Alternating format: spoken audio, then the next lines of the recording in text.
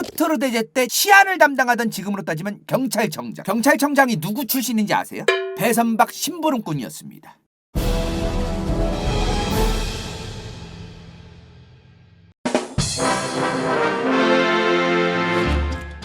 가나 이제 표트르 대제의 시대가 시작됐습니다. 앞서 말했지만 표트르 대제는 어마무시한 사람이에요. 러시아 역사상 최고 짱짱. 네, 요거 하나만 말할게. 표트르 대제가 어느 정도로 개혁적이고 대단한 사람이냐면요, 표트르 대제 때 치안을 담당하던 지금으로 따지면 경찰청장. 경찰청장이 누구 출신인지 아세요? 배선박 심부름꾼이었습니다. 달리 말하면 누구든 능력만 있으면 누구든 쓰겠다. 그런 정도의 마인드를 갖추었던 짜르가 전 세계 역사에 별로 없습니다. 그것도 1600년대 후반에서 1700년대. 내가 그래서 이 양반 좋아해. 물론 이 양반도 단점이 있지만 이러한 마인드가 되어 있던 사람이에요. 정부 요인으로서 농민, 외국인, 소상공인 출신, 본인이 판단했을 때 얘는 아무리 정육점에서 고기 팔던 사람, 그냥 배에서 배 청소해주던 사람, 이런 사람이더라도 일을 잘한다 싶으면 사방에서 데려와서 막 썼다고 하더라고요. 근데요, 그 이유가 있었어. 이런 어떤 그 서민들을 정부의 요인으로서 내각을 갖추고 이러는 마인드를 갖출 수 있었던 이유가 있어서 이 양반이. 옛날에 이 누나가 크렘린궁 들어가서 이제 정치질할 때 이제 표트르 대제 쳐냈다 그랬잖아. 모스크바 외곽으로. 그래서 모스크바 크렘린궁 바깥에서 살았다 그랬잖아요. 그때 서민들도 막 만나고 동네 아재들하고 이제 소주도 한잔하고 이제 아줌마들하고 막 시상에 대파값이 세상에 6,500원 7,000원이요 아이고 시상에 막 이러면서 막 수다도 떨고 요런 경험들을 굉장히 많이 가지게 됐다 그러더라고요. 그래서 이러한 경험이 굉장히 중요한 거예요, 진짜. 아무리 왕족이고 짜르였던 사람도 여러 가지 서민의 삶, 아니 일반인의 삶, 아니면 경험 이런 것들을 좀 많이 하면 참 좋은 것 같아요. 근데 당시에 이러한 어떤 그 서민층, 일반 하층민 중에서도 인재를 등용하고 이랬던 거를 당연히 당시 러시아 귀족들의 입장에서는 저 새끼 뭐냐? 내가 귀족이고 내가 해야 되는데 왜 저 새끼 저 천민 저 서민 새끼 왜 내 자리를 차지해? 이런 상황이 좀 벌어지고 막 그래서 표트르 대제가 짜르할 때 귀족들 몇몇하고는 굉장히 사이가 더러웠다는 얘기들도 많아요. 어찌됐든 표트르 대제가 이제 짜르가 됐습니다. 이제 짜르로서 이제 정치를 시작하는데 저번에 말했죠. 소피아 누나 어디랑 싸웠다고 했어? 언제 어디서 처발렸다 그랬어? 여기 크림반도. 오스만 제국이랑 타타르인한테 개처발려가지고 그때 지지율 소피아 누나 개꼬라 박았다는 그곳 크림반도. 여기를 표트르 대제가 정리하기 시작합니다. 근데 크림반도가 어디에 있어 지금? 흑해. 사방이 바다요. 여기를 조지고 공략을 잘 하려면은 뭐가 필요해요? 해군. 당시에 러시아가 여기 흑해 쪽 말고도 바다가 있기는 있었어요. 어디에? 여기. 북극곰 사는 곳, 연어나 고등어 잡히는데 지금이야 저런 데서도 배가 돌아다니는 거는 쇠빙선도 있고 기술이 발달하고 이제 그러면서 배도 돌아다니는 거지. 옛날에 여기서 배를 어떻게 끌고 댕겨? 지도를 보시면 아시겠지만 미하일 1세 표트르 대제의 할아버지죠. 표트르 대제의 할아버지 때까지만 해도 여기는 배가 없다고 봐야 돼. 배 만들다 얼어 죽겠다 야 사람들. 그러니까 결국에는 바다가 여기 크림반도 이쪽도 사실상 먹었던 시절이 아니었고 카스피에는 있어도 나갈 데가 없잖아요, 길이. 그러니까 러시아의 지정학적인 여러 가지 요인에 따라서 러시아는 사실상 바다가 있어도 바다가 없는 내륙 국가였다. 이 말. 그러니까 바다가 있음에도 불구하고 배라던가 바다를 이용할 수가 없었기 때문에 사실상 러시아의 역사는 내륙 국가였던 겁니다. 근데 이 크림반도를 조지긴 해야 된단 말이야. 이때 표트르 대제가 러시아도 해군이 필요하다 이런 생각을 한 게 최초로 정말 러시아의 해군을 제대로 양성을 부단히 강력하게 해야 된다는 마인드를 가졌던 게 바로 누구다? 표트르 대제다 이 말이. 그래서 표트르 대제 때부터 러시아가 대대적으로 해군을 양성하기 시작합니다. 그렇게 해군도 만들고 배도 건조하고 그래서 크림반도에 있던 항구를 얻게 돼요. 실제로 전쟁에서 이기고 그래서 크림반도에 있던 아조프항, 당시에 요 아조프항이라는 항구를 얻습니다. 사실상 러시아 최초의 항구라고 보시면 됩니다. 거의 사실상 러시아 역사상 최초의 어떤 그 부동항이면서 써먹을 수 있는 항구, 어떤 항구로서의 기능을 할 수 있고 무역도 할 수 있는 항구, 이런 데를 거의 사실상 요때 얻었다고 생각하시면 돼요. 자, 러시아가 이제 여기를 먹었어요. 사실상 영향력을 행사할 수 있는 곳이 됐단 말이죠. 그러면 당시에 오스만 투르크, 오스만 제국의 입장에서는 무슨 생각을 했을까? 이 새끼를 봐라. 여기를 먹었다는 거는 봐봐. 러시아가 지금 미하일 1세까지만 해도 요만큼 깨작 먹었는데 표트르 1세가 여기를 확장하고 이제 이쪽도 먹으면서 아조프항을 얻었다 그랬어. 여기는 누구 땅이야지? 오스만 제국. 그러면 이제 붙었어요 국경이. 이제 뭐야? 오스만 제국과 러시아의 전쟁은 불가피했던 거죠. 근데 당시에 땅을 요만치 먹었어도 오스만 제국이랑 대대적으로 싸우려면 갈 길이 몇 군데 없어요. 어디야? 오스만 제국이랑 러시아가 싸우려면은 어디로 가야 돼요? 여기를 통해서 그리스로 해서 싸우든 흑해로 가든 마지막 어디야?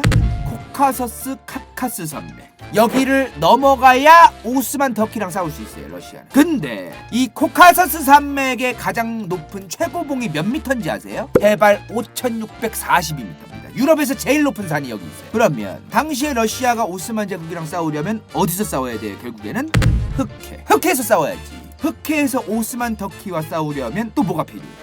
해군. 또 해군이 필요한 겁니다. 근데 이때까지만 해도 표트르 대제 초반만 해도 해군이 막 그렇게 오스만 제국이랑 맞다이를 깔 정도로 막 강력한 해군은 아니었어요. 개털 진짜. 택도 없었어. 얘네는 봐봐. 일단 여기 인구가 별로 안 살아. 사람이 얼마 안 살고 농경지가 그렇게 많은 것도 아니고 넓이로만 보면 얘네가 훨씬 더 크죠. 근데 당시에 오스만 제국과 러시아의 국력 차이는 어마무시했습니다. 러시아 제국이 그냥 단순하게 오스만 제국을 이기기에는 택도 없었어요. 저때 오스만 제국 최전성기 때인데 이때가. 러시아가 배를 그 당시에 엄청 잘 만들고 그런 기술이 있는 나라도 아니었잖아요. 기술력도 유럽에 비해서 딸렸고 영토만 하여튼 오지게 넓었지 러시아가 기술이나 문명 발전 속도가 그렇게 빠른 국가가 전혀 아니었습니다. 한반도에 과거에 있던 조선, 고구려 백제 신라 당시에 주변 국가보다 기술 발전이나 이런 게 빠른 국가가 아니었다. 그러면 무슨 생각 드세요? 똑같지.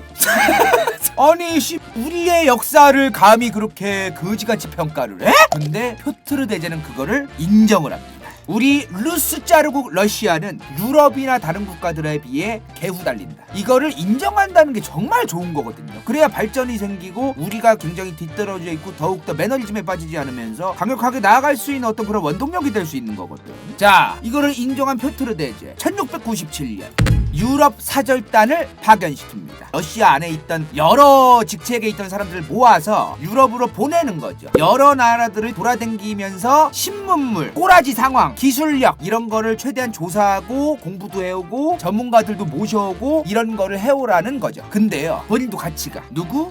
이 양반이 모자 쓰고 선글라스 쓰고 선캡 쓰고 짜르인 거를 숨기고 저 유럽 사절단 안에 들어갑니다. 유럽의 다른 국가들한테 뽀록이 날까봐 그런 게 아니라 유럽 사절단으로 오다를 내려서 신하들을 보낼 거 아니에요. 그 신하들한테 안 들키려고 이렇게 한 거예요. 그래야 유럽 사절단이 또 어떻게 배우고 이 사람들하고 소통도 하고 좀 요런 걸 하기 위해서 본인을 감춘 거야 일부러. 예를 들어 이런 거지 뭐. 아유 안녕하세요. 충북 청주에서 온 표트르라고 합니다. 또 유럽 사절단 다 같이 으쌰으쌰 잘 갔다 옵시다. 우리 또 러시아 위해서 반갑습니다. 이러는 거지. 근데 요 도시 갔다가 저 도시 갔다가 이제 갈 거 아니야 유럽에. 또 가면 갈수록 사절단 양반들이 밥도 이제 한 끼 국밥도 같이 먹고 이제 그러면서 뭔 일 하시다 오셨어요? 결혼하셨나? 이러면서 대화하다 보니까 이 양반 어디서 본 양반인데? 누구더라? 나치 이거. 뭐 하던 양반이야? 그러면 이거 그냥 일이나 좀 하다가 그냥 모스크바 변두리에 살다가 그냥 사절단 왔어요. 이제 그러면서 대화를 하는데 결국엔 뽀록이 나요. 왜? 이 양반 키가 공식적인 키가 2m 3cm입니다. 짜르가 키가 서장훈인데 선캡 쓰고 선글라스 끼고 안녕하세요. 저 짜르 아니고 유럽 사절단 일반인입니다. 그런 거지. 그게 되냐고 그게. 결국 초반부터 같이 이제 유럽 사절단에 같이 파견한 그 동료들한테 짜르인 게 뽀록이 납니다. 유럽 가가지고 일반인인 척하면서 좀 일도 이제 사심이 개 잘 써는 진짜 일식집 딱 몰래 가가지고 배우고 싶습니다. 이랬는데 갑자기 저 대통령입니다. 알려주세요 사심이. 나 짜르예요. 사시미 알려주세요. 이런 느낌이자. 그러면은 좀 그렇지 않아요? 여러 가지 이유가 있는데 짜르가 모스크바 수도에서 공석이라고 하는 게 여러 귀족들이라던가 다른 여러 사람들한테 퍼져서 좋을 게 없잖아요. 짜르가 지금 유럽 사절단에 포함이 됐다고? 저 새끼 때 쿠데타 일으킬까? 이런 귀족들이 있을 수도 있고 그런 여러 가지들 때문에 일부러 본인이 유럽 사절단에 간다는 것도 주변에 좀 숨기고 그런 것도 또 있었을 거예요. 근데 어찌됐든 간에 뽀록이 났든 안 났든 간에 유럽 사절단 유럽을 순방 중이고 유럽에서 여러 가지를 배우기 시작한 우리의 표트르 대제. 이 양반은요 이때 갔던 유럽 투어에서 놀라움을 금치 못합니다. 와, 유럽은 우리 러시아랑 비교가 안 될 정도로 발전이 되어 배도 막 엄청 커. 막 길거리에 마차 크기부터 도로 정비부터 아무튼 어마무시하게 뭐 다른 거야. 막 러시아랑 비교가 안 되는구나 이게 진짜.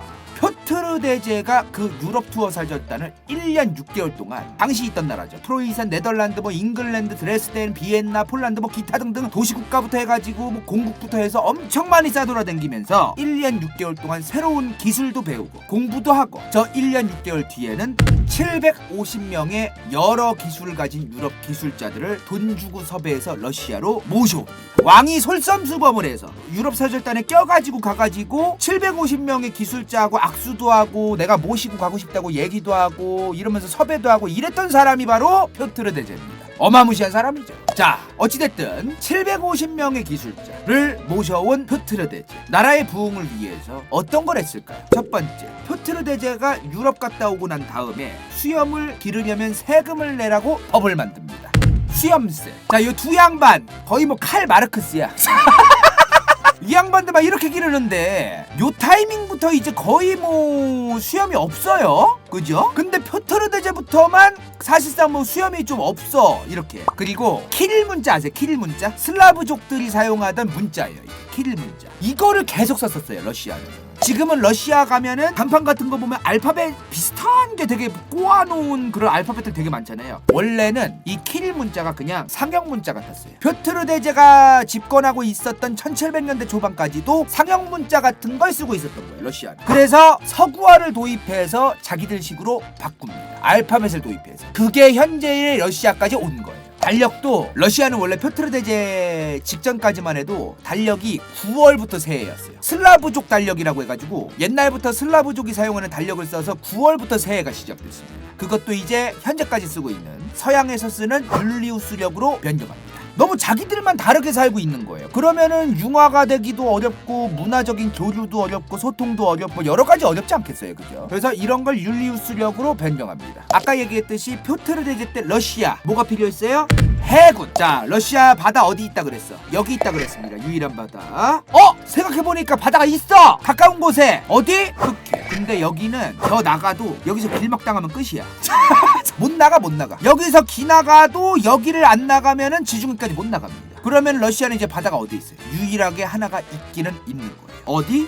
발트해. 그나마 열로 기어 나가면은 덴마크랑 지금의 스웨덴 사이인 여기를 지나서 나갈 수가 있습니다. 그러면 이제 러시아에게 해군력이 강력해지고 해군을 양성하고 본인들이 배를 타고 여러 군데를 댕기려면 어디를 조져야 돼요? 발트해를 먹어야지. 발트해. 이 발트해를 먹기 위해서 러시아가 스웨덴이랑 졸라게 싸웠습니다. 진짜 어마무시하게 싸웠어요. 표트르 대제를 시작으로 본격적으로 발트해를 장악하고 해군을 양성하고 배 타고 밖으로 나가는 그 강력한 원동력을 만들기 위해서 발트해 주변으로 표트르 대제가 수도를 옮깁니다. 어디로?